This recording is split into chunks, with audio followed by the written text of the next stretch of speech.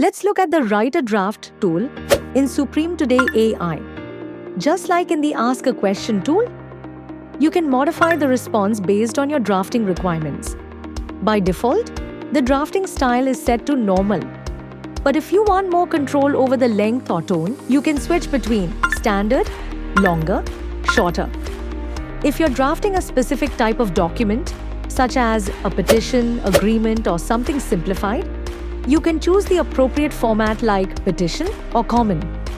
If you want the draft to follow your own format or layout, you can add your custom performer.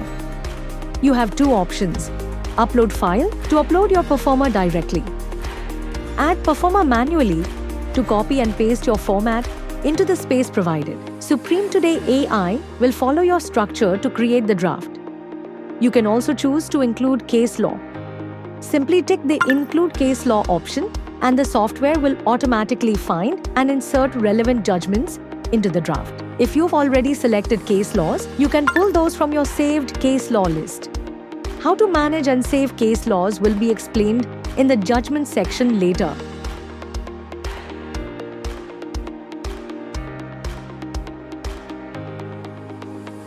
Once the draft is generated, if you need to make any changes or additions, you can open it in the editor built into the software.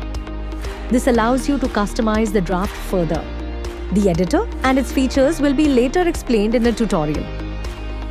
You can also add party details, names, or any other case-specific information directly within the editor.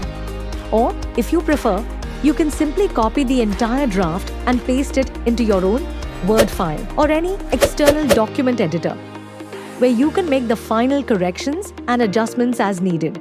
That's the Write a Draft feature in Supreme Today AI, giving you flexibility, control, and legal accuracy all in one place.